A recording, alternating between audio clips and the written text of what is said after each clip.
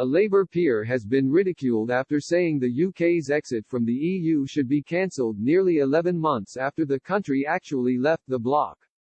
Lord Andrew Adonis' intervention came as the UK and the EU entered a crucial stage of trade negotiations. MEPs have said they would need to see the terms of any trade pact by Sunday evening if they are going to be able to ratify it before December 31, when the Brexit transition ends. As the talks dragged on without a deal in sight, Lord Adonis argued that Brexit should be scrapped completely, seemingly ignoring the fact that it happened on January 31.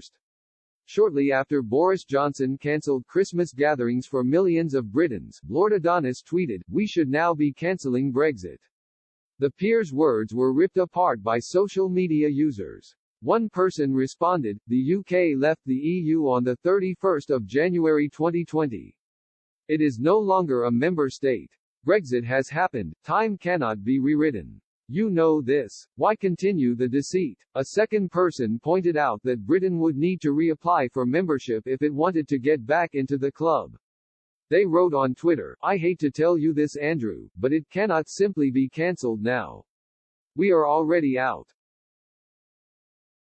The UK would require to actually reapply. Who do you think would hold all the cards in that negotiation, and what if France, or anyone for that matter, vetoes?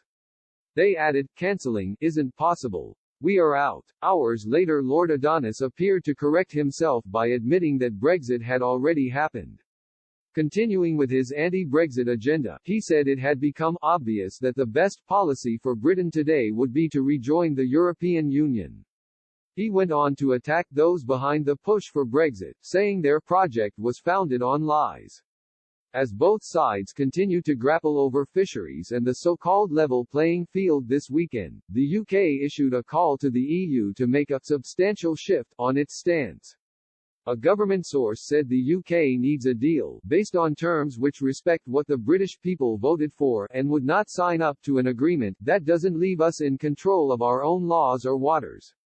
They added, "We're continuing to try every possible path to an agreement, but without a substantial shift from the Commission we will be leaving on World Trade Organization (WTO) terms on December 31." In an interview with Sky News' Sophie Ridge on Sunday, Matt Hancock, the Health Secretary, repeated Britain's calls for Brussels to move its position and withdraw its unreasonable demands for the two sides to be able to seal a deal.